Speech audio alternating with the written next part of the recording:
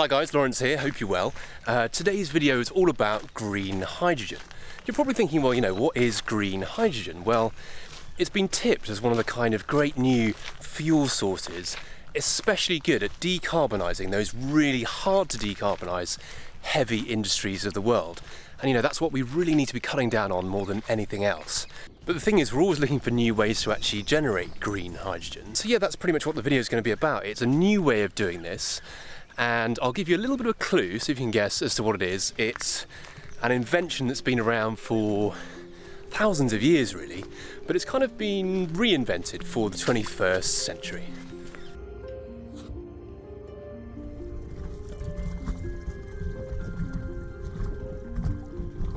Right, well, it's got nothing to do with kayaking, which you can see I'm currently in. But if you look over my shoulder, behind me, or over there, there's a pretty good clue as to what it is. If you haven't guessed it already, it's sailing boats. But isn't sailing just something for frightfully fancy people to kind of waft around with no obvious planet-saving purpose?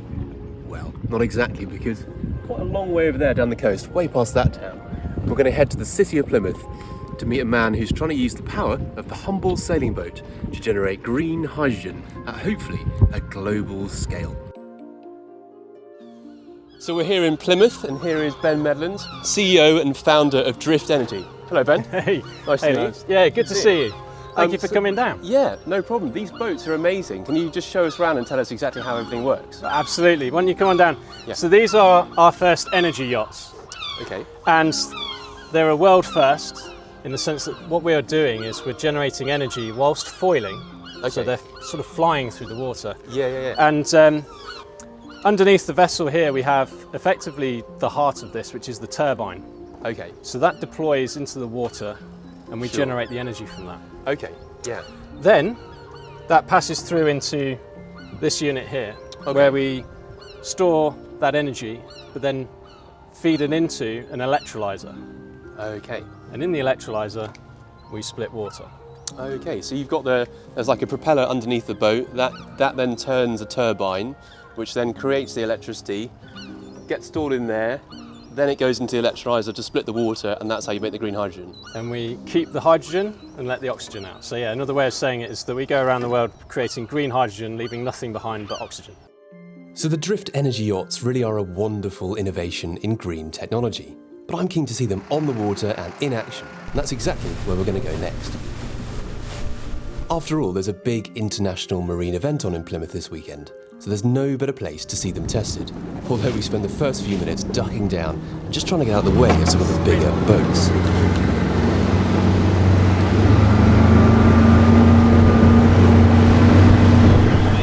Situation update, with the Canada F50 just docking out now, with your permission.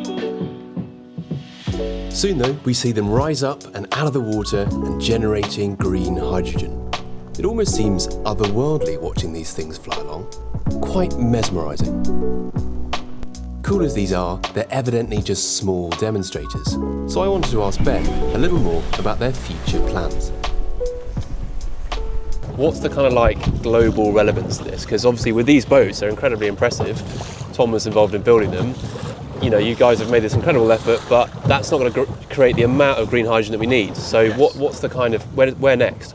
Well, you're right. I mean, we're starting at this scale. This is what we call inshore class.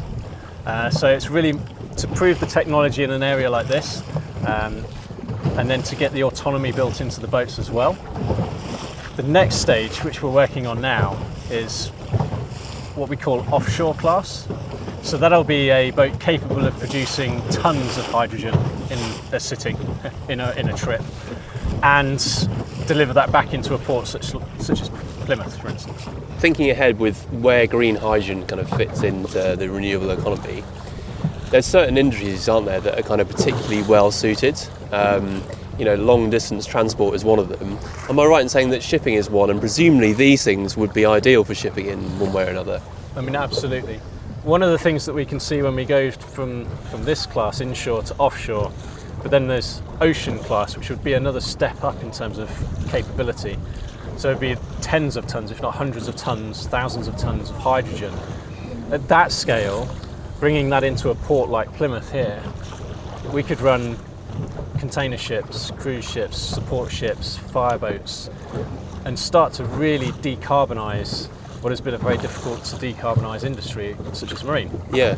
But that hydrogen could also go and be pumped inshore, so it could be taken onshore, and that could then be onwardly distributed into the gas grid. It could be distributed into the transport sector, so into the transport sector, but also into the kinds of heavy industries like aluminium, steel manufacturing, to help decarbonize those industries. So there looks like there's a lot of potential here, and the future boats are going to be these huge ocean-going vessels creating hydrogen at scale. Although to be fair, they probably won't look too much like this vintage-looking vessel anchored in Plymouth Harbour this weekend. However, for all the excitement, I'm still left with a couple of questions. The main one being, why bother with energy yachts to create green hydrogen when you can use wind farms and solar energy to make it instead? Well, the answer to this is that whilst at the demonstrator level they're being captained by the ex-Olympic squad sailors we see here, in the next version they're going to be fully autonomous and self-sailing. So these boats will be able to intelligently cruise the world's oceans looking for the perfect wind conditions. This will allow them to be generating hydrogen 80% of the time, which is a lot more than stationary offshore wind farms that have to wait for the wind to come to them, so only generate about 39% of the time.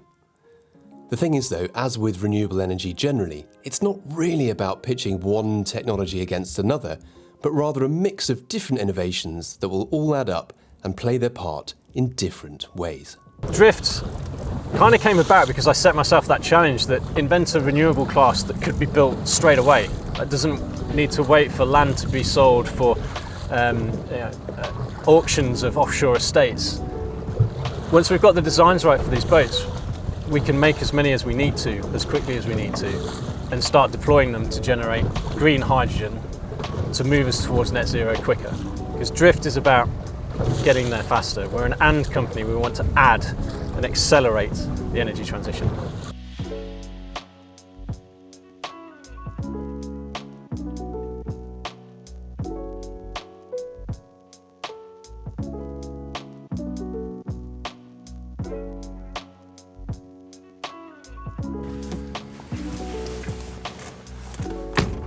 Whew, long day in the end.